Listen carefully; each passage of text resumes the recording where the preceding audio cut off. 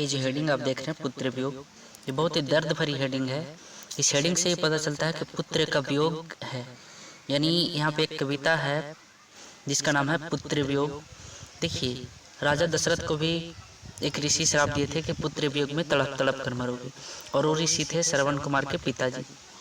तो पुत्र वियोग यानी एक ऐसा वियोग है जिसमें इंसान कोई अपनी प्राण भी दे देता है। ठीक है, तो पुत्र वियोग यहाँ पे जो कविता है ये सुभद्रा कुमारी चौहान की कविता है।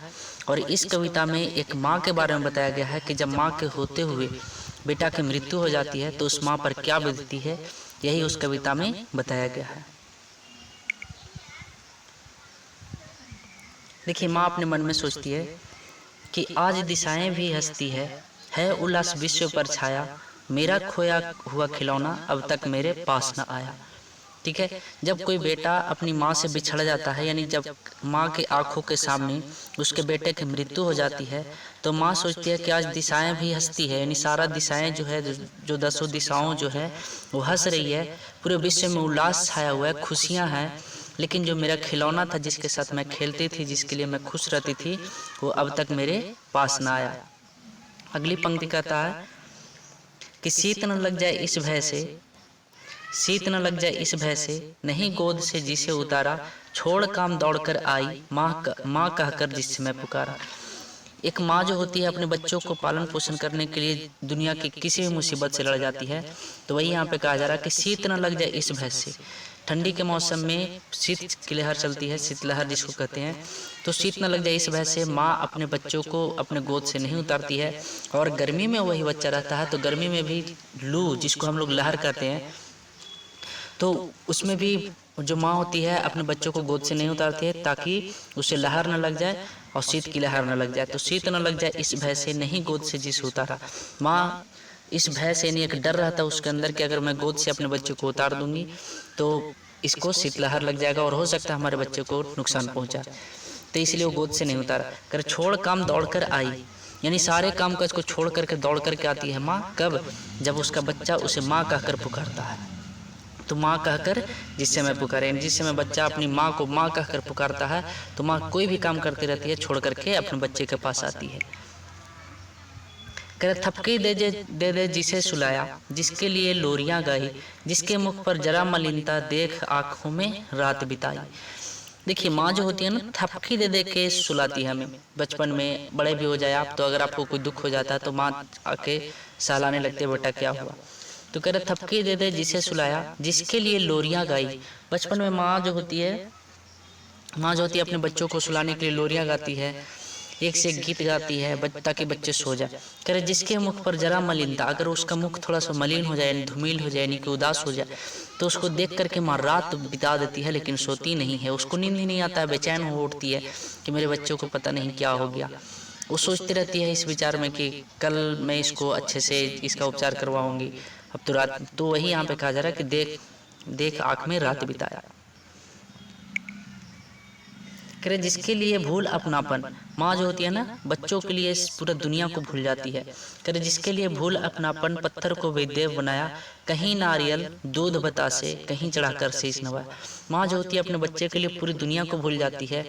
अगर किसी महिला को अगर बाल बच्चे नहीं होते हैं तो पत्थर को भी देवता बना लेती है, और कहीं नारियल, कहीं दूध, कहीं बतासे चढ़ा करके उस पत्थर रूपी भगवान के सामने शीश नवाती है। कहावत भी है कि अगर पत्थर में भी भगवान होते हैं, जब आप सच्चे मन से पुकारिएगा तो पत्थर में भी भगवान नजर आएंगे और वो आपकी मनोकामना पूर्ण भी करते हैं। तो माँ वही कह रही है कि जिसके लिए भूल अपनापन, पत्थर को भी देव बनाया, पत्थर को भी देवता बना ली। कहीं नारियल दूध बतासे, कहीं नारियल चढ़ाई तो कहीं दूध चढ़ाई तो कहीं बतासे चढ़ाई, और ये चढ़ाकर क्या किया? शीश निभाया, यानी उनको प्रणाम किया कि हे भगवान मुझे एक बालक दे दो। कह रहा है फिर भी कोई कुछ न कर सका, छीन ही गया मेरा खिलौना। इतने करने के बावजूद भी कोई भगवान कोई देव कुछ नहीं कर सके। कह रहे मैं ऐसा बेबस बैठी ही रही, उठ गया छौना मेरा। यहाँ पे जो छौना का जो बोध है, यहाँ पे छोटे बच्चे का बोध किया जा रहा है। ये जो छौना है छोटे बच्चे का बोध है। कह रहे फिर भी कोई कुछ न कर सका, छीन ही गया खिलौना मेरा। खिलौना भी यहाँ पे बच्चे का ही बोध है। कह रहे मैं असहाय विवश बैठी ही रही, उठ गया छौना मेरा। माँ जो होती है, माँ के आंखों के सामने उसका बच्चा क्या होता है? मृत्यु के सैया पर लेट जाता है, और माँ असहाय विवश, बैठी रह जाती है, यानी उसकी कोई सहायता नहीं कर सकती है। माँ सिर्फ चिंतित हो जाती है कि अब क्या हो गया। अगली पंक्ति में कह रहा है कि तड़प रहे हैं विकल प्राणी, मुझको पल भर शांति नहीं है, वह खोया धन पा न सकूंगी, इसमें कुछ भी भ्रांति नहीं है। देखिएगा, जो माँ होती है ना, जब माँ के सामने उसके बच्चे की जब मृत्यु हो जाती है तो उसके प्राण जो है विकल जो है वो तड़पते रहते हैं। विकल प्राण प्राण जो है वो तड़पते रहते हैं, यानी जो कोमल हृदय है वो तड़पते रहता है हमेशा। कह रहे मुझको पल भर शांति नहीं, माँ को पल भर के लिए भी शांति नहीं होती है। कह रहे कि वह खोया धन पा न सकूंगी, इसमें कुछ भी भ्रांति नहीं। माँ ये भी जानती है कि जो मेरा छौना जो लूट गया, जो हमसे दूर चला गया, वो कभी अब लौटेगा नहीं, इसमें कोई भ्रांति नहीं, कोई संदेह नहीं है। लेकिन फिर भी जो माँ का मन होता है वो कभी मानता नहीं है। करे फिर भी रोता ही रहता है, नहीं मानता है मन मेरा, बड़ा जटिल नीरस लगता है, सुना सुना जीवन मेरा। माँ जो है ना, जब बच्चे उससे बिछड़ जाती है तो माँ कहती है कि फिर भी रोता ही रहता है, नहीं मानता है मन मेरा। माँ सब कुछ जानते हुए माँ अभी तुरंत इस पंक्ति के पिछले पंक्ति में बोला गया कि ये कोई भ्रांति नहीं है कि इसमें वापस लौट के आएगा। तो माँ ये भी जान रही है कि मेरा बच्चा अब नहीं लौट के आएगा, लेकिन माँ का जो मन है वो नहीं मानता है और वो हमेशा रोता ही रहता है। कह रहे बड़ा जटिल नीरस लगता है, सुना सुना जीवन मेरा। जब माँ से कोई बच्चा बिछड़ जाता है ना तो माँ का जीवन जो है एकदम सुना सुना हो जाता है, यानी मानो दुनिया की जो खुशियाँ उसके लिए कोई है ही नहीं, दुनिया की खुशियों से उसको कोई मतलब है ही नहीं। ये माँ का जीवन होता है। कह रहे आगे, यह लगता है एक बार यदि पल भर को उसको पा जाती, जी से लगा प्यार से सर, साला साला उसको समझाती। माँ को लगता है कि अगर एक बार के लिए भी वो पल भर के लिए मेरे पास आ जाती तो उसके सर को प्यार से अपने जी से यानी कलेजे से लगा लेती और उसको सलाह सलाह उसको समझाती कि बेटा मत जाया कर, इतनी दूर मत जाया कर, क्यों चला गया था। जैसे छोटे बच्चे में होता है ना कि छोटा बच्चा अगर खेलते खेलते कहीं दूर चला जाता है तो माँ विचलित हो जाती, घबरा जाती है, और जब वही छोटा बच्चा वापस घर लौट कर आता है खेल करके तो माँ बेचैन होकर पूछती है बेटा कहाँ चला गया था। उसको पुचकारने लगती है, उसे दुलारने लगती है और पूछती है बेटा कहाँ चला गया था, अगली बार से कहीं मत जाया कर, मैं कितनी बेचैन हो गई थी। तो वही यहाँ पे माँ बोल रही है कि यह लगता है एक बार यदि पल भर को उसको पा जाती, जी से लगा प्यार से सर, सहला सहला उसको समझाती। बेटे को समझाने की बात करे कि बेटा अब से ऐसा मत किया कर, हमें दुख मत दिया कर, इतनी दूर मत जाया कर। लेकिन आप जानते हैं कि जो मर जाता है वो कभी वापस लौट कर नहीं आता है। करे मेरे भैया मेरे बेटे अब माँ को यूं छोड़ न जाना, बड़ा कठिन है बेटा खोकर माँ को अपना मन समझाना। माँ बोल रही है देखो बचपन में क्या होता है ना, जब बच्चा छोटा रहता है तो माँ उसको प्यार से कुछ भी पुकार लेती है। माँ बोलती है दादा भैया बाबा, जो भी मन उसको करता है वो पुकार लेती है।